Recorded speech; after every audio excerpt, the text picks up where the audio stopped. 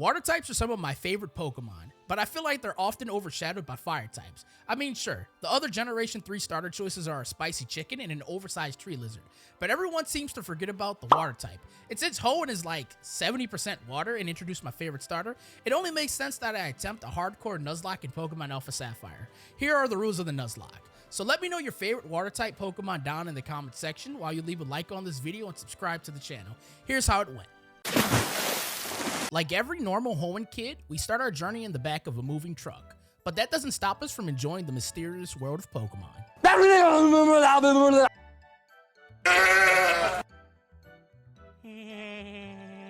After that, we're introduced to Professor Birch, who's being assaulted by a Poochyena.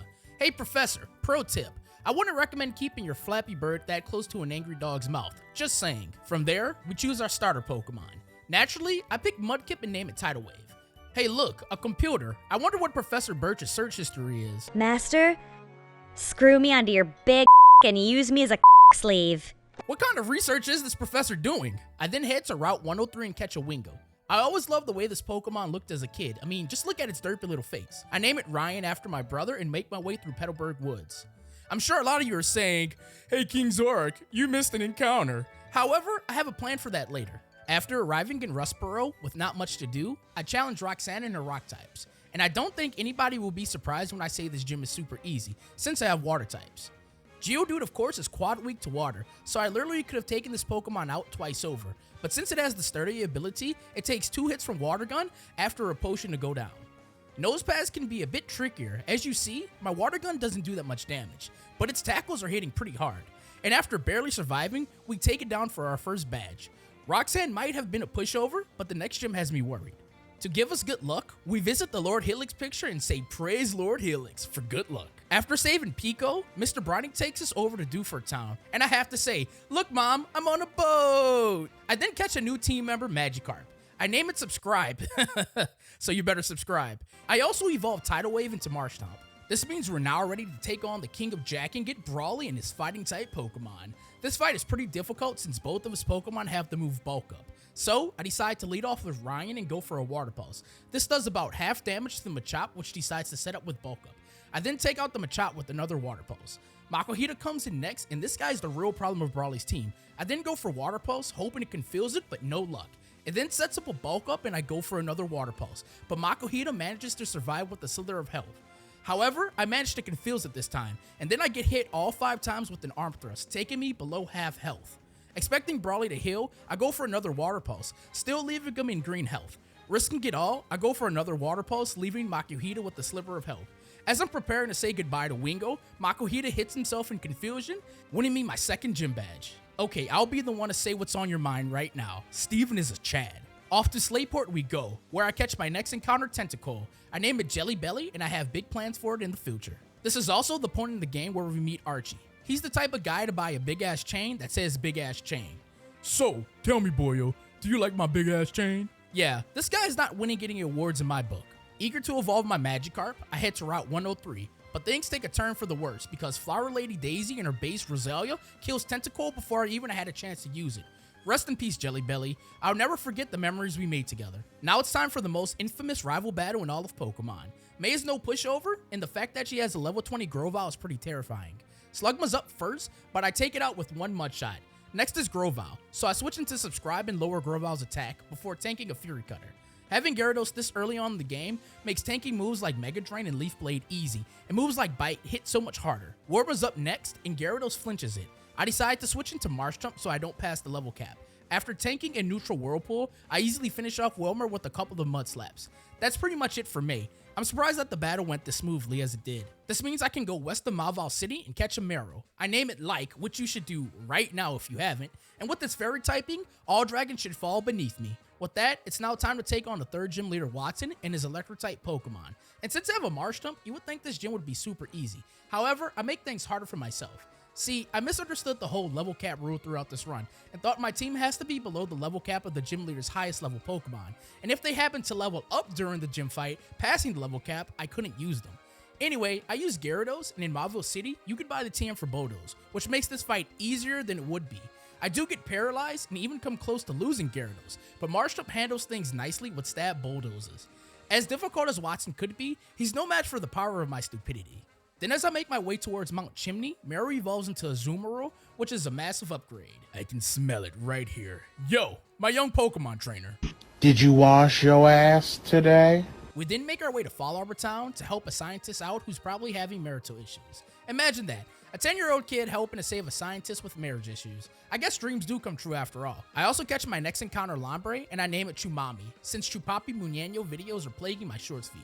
See, I told you I had a plan for my missed Lotad encounter. In Meteor Falls, we run into Team Aqua, and wait a minute, Shelly is looking pretty stacked if you know what I mean. We then manage to rescue the professor, which Archie's big-ass chain disapproves of, and he even challenges us to a battle.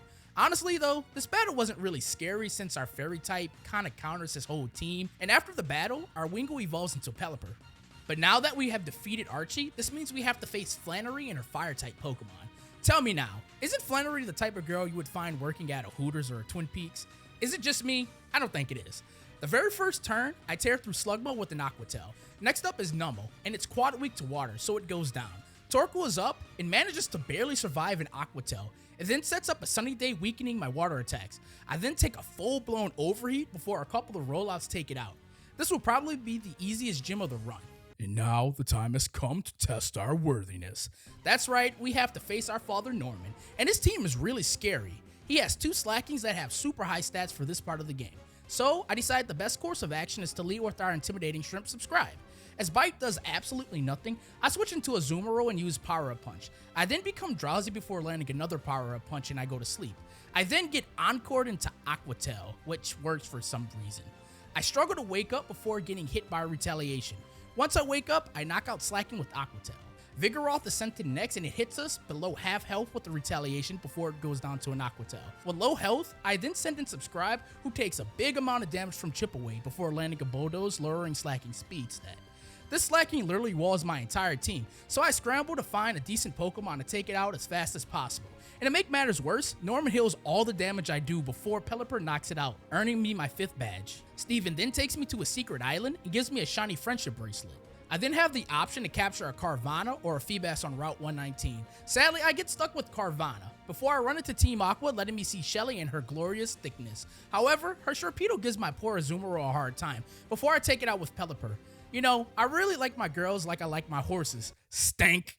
We also have a quick run-in with me, but since we were in the rain, my water attacks were boosted, and my team easily wipes hers out. I also get a Friendship Pebble from Steven before taking on Winona and her flying types. So I start out with Subscribe versus Swellow and get hit by an Aerial Ace that crits. My Ice Fang almost knocks out Swellow before she heals, but on the next turn I get a high damage roll and finish off Swellow. Pelipper then does a good chunk of damage with Water Pulse before I hit a puny Rock Slide, and it was at this point I realized that Pelipper walls my entire team, but Like was the perfect way to deal with it, because Play Rough does so much damage. Altaria comes in and Earthquakes, which does less damage than I thought before going down to a Play Rough. Skarmory is left, so I switch into Subscribe before spamming a bunch of Surfs to take it out. That was a very painful battle to deal with, but on the bright side, I didn't lose any Pokemon, and after grinding, Tidal Wave evolved into Swampert. On our way to Lily Cove City, I catch a Psyduck, and I also catch a Celio in Shoal Cave. Anyway, now that I've settled in a Moss Deep City, it's now time to take on the 7 gym leaders, Tate and Liza. This battle was a lot harder in older games, but in this game, there are pushovers. I Mega Evolve my Swampert before taking both Lunatone and Solrock out with a double Surf, earning me my 7th gym badge. Laura also evolves into Walrein, and since I have Dive, I can pick up a Blue Shard and trade it for a Water Stone to evolve Chumami into Ludicolo, making my team more stacked than Shelly. With the plot getting thicker than Watson's calf muscles, ha! I bet you didn't see that joke coming. We have a battle against Archie. He leads with Mightyena, who doesn't have Intimidate for once, and after an Earthquake, we take it down. We also take down his Muck with an Earthquake, but things go south when Archie sends in his Crobat. After tanking an Acrobat, I use Surf, bringing Crobat's health down to half. I then get Mean Look from Crobat, which I guess scared Swampert to missing its Rock Slide. I then take more damage from Acrobat before I finally land a Rock Slide, taking it out.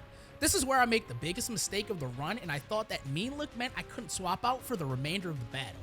And after Sharpedo Mega Evolves, I lose my Swampert. Feeling pretty stupid, I switch into a Azumarill, who takes big damage and gets poisoned by a Poison Fang, before going down to a Play Rough. This means that we don't have to face Archie anymore, and we put a stop to his big-ass chain business. Shelly, you should totally be with King Zork. He's a Mega Chad. You're totally right. He also has a big... And that's the story of how King Zork ruined Archie's life, and I stole his girlfriend. Oh my gosh, man. I'm having way too much fun making this video. We then go on a magical trip with the base Kyogre, who's one of my favorite Pokemon from this generation, but it's a shame that I can't use it. And so, the time has come to take on Wallace and his team of water-type Pokemon. Now, I'm no Pokemon Nuzlocking god, but I can tell you water versus water don't match up well.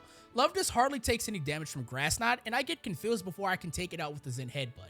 My Milotic is then sent in early, and I go for Fake Out. Being stupid, I forget that Fake Out only works on the first turn of battle. This leads to me eating an Ice Beam before I land a Grass Knot, bringing my Milotic down to half health. But as bad luck would have it, I get frozen on the next turn and I don't thaw out, as I'm desperately watching my Milotic heal itself and almost kill me with an Ice Beam. I then switch into Laura, that can hardly do anything against my Milotic. After having enough, I switch into Alexa, who chips away at my Milotic's health before Crunch takes it out. Wishcash is in next, so I switch into Subscribe and I avoid an Earthquake strategically before spamming Crunch to knock it out.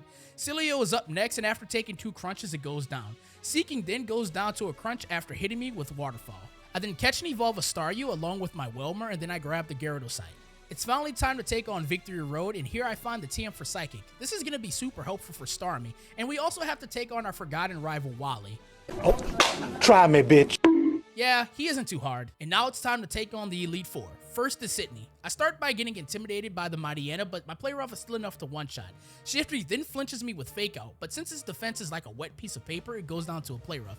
Expecting a grass attack, I switch into Subscribe, who burns Cacturn with a Flamethrower before finishing it off with another one. Sharpedo goes down to an Earthquake, and Like finishes off Absol with play rough. Next up is Phoebe, whose Pokemon have a lot of status moves that can really be annoying to deal with. She starts out with Dusclops and I Mega Evolve Subscribe. I then begin to sweep her entire team with Crunch, making it probably the easiest Elite Four in my entire life. Not only next, but a massive problem for my team is Glacia, the Ice user. Knowing that her first Glalie can't hurt me, I decide to set up on turn 1 going for a Power Up Punch.